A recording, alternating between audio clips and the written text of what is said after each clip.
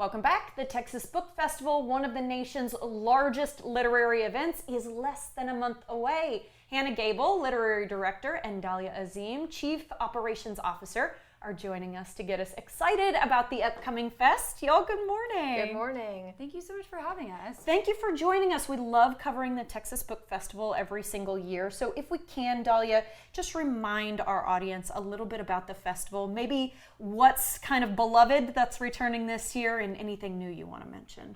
Thanks for asking. So we're so excited to welcome people back to the 29th Texas Book Festival, November 16th and 17th in downtown Austin.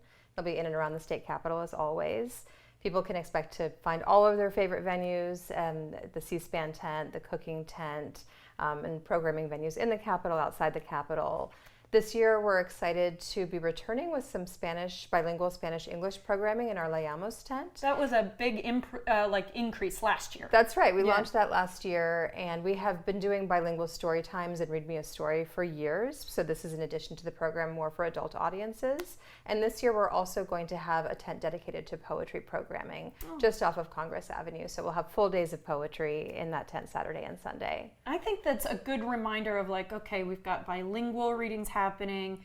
We've got poetry. Talk to me about how you guys run the gamut as far as, the sorts of books that are on offer during the festival. Well, it is a free, family-friendly event with authors and books, programs for readers of all ages. So that's something that's really Hannah's responsibility and her job. She's so good at it, but she programs for, really readers of all readers. So children, picture books up through fiction and timely nonfiction. I was going to say murder mystery just because it's, we have some murder mystery. It's that time of the year. Yep, Hannah. So let's talk a little bit about your schedule of events because it's books, it's a lot of fun things, but it's more than that. You guys have a lot of things on the docket.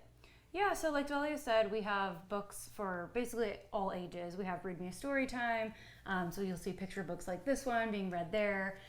So that is perfect for families. We also have our children's activity tent, which is also great for families. We have our Camp TTBF, which is an activity tent for teens. We also have food vendors, exhibitors. So there's really something for everybody, whether you want to go see authors speak on a panel, you want to get your book signed by your favorite author, or you just want to walk around and shop. There's something for everybody. Yeah, that's wonderful. Okay, Dalia, I want to hear about some of the authors you're excited about. You guys kind of brought us a lovely smattering of books today. So talk to me about some of the things that you really like on this table. Sure. I mean, just to be fair, we are voracious readers. There's so many things we're excited about, so it's hard to pick favorites per se, but excited to highlight a few books that I'm really excited about. There is Headshot by Rita Bullwinkle, which is her second book and debut novel. It's a really interesting, unique book about young female boxers at a boxing championship in Reno, Nevada. And then there's Alejandro Payana's debut. He's actually an author who's based in Austin and graduated from the Michener Center here in Austin. Cool. And it's a book about politics and activism in Venezuela.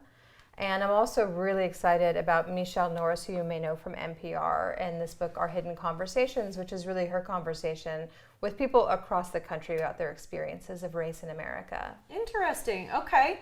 And now I have to ask you as well, Hannah, do you have some suggestions? I do, yeah. So, of course, I'm excited to see Matthew McConaughey. He's going to be doing the Texas Book Festival. It's the only event he's doing to promote the paperback release of Green Lights, which comes out on November 12th. I'm also really excited to see Rachel Khong. Her book, Real Americans, was a Read with Jenna pick this year and has been doing really well. Also, this book, Bridge to Bat City, is Ernest Cline's debut middle grade book. People likely know him from his #1 New York Times bestseller, Ready Player One. And then finally, I really love Butterface. I know. I was gonna say we've put this in a very clear position, so people are probably wondering, what is this book about? Oh my goodness! It's a silly book, but it's also educational. It's nonfiction, and you get to learn all about animals. And I personally learned a thing or two, so. Revenge of the Butts. Oh my goodness! Can you tell which end you're looking at? That's the game. The second in a series, right? Yeah, and Kari is local author as well. Oh, so. wonderful! Yeah. I love that there's so much local representation. I do want to let viewers know, if you haven't seen it, that we were so grateful that Ernest Cline blessed our studio and stopped by to talk about Bridge to Bat City.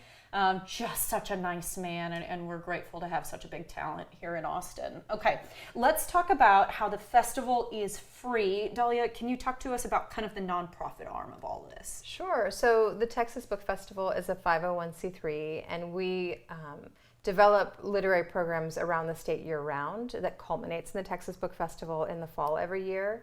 We take authors into Title I elementary schools into cities across the state, and that's been a part of our program since the late 1990s.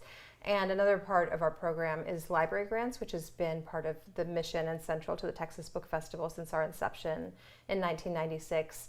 And to date, we've given away over $3.5 million to over 600 public libraries across the state for acquisitions so they can develop their collections. And a lot of those libraries are in rural communities. That's wonderful, especially because I feel like the time of the public library is shifting just a little bit. Want to infuse cash, infuse resources where we can. Yeah, they're the hearts of our communities, so we're happy to support that. So true. Okay, Hannah, last question for you here in our last minute. Suggestions for first-time attendees. It is rain or shine, yes? It is rain or shine, and covers a large portion of downtown Austin. We have tents from 7th to 11th Street. We have programming in the Capitol. We have programming in surrounding venues, so wear comfortable shoes. We also have our Lit Crawl event, which is in the evening on Saturday from about 7 to 10 p.m. That's normally a bar crawl at different bars around town with literary themed games and things like drunk spelling bee and literary deathmatch and just all kinds of fun literary activities. That's actually going to be all at one venue this year. It's going to be at Speakeasy on Congress, so it'll be kind of a crawl between different floors at Speakeasy. Very fun. So that's also free and open to the public, and yeah, just come, enjoy, meet your favorite authors, and hopefully discover some new ones. And make some new friends, over a book. I love Exactly. it. That sounds like a ton of fun. Y'all, thank you so much for your time. Thanks for having Thank us. you. Of course. Start planning your visit to the Texas Book Festival now. Learn more about the nonprofit and see the full schedule of events. It's big at texasbookfestival.org.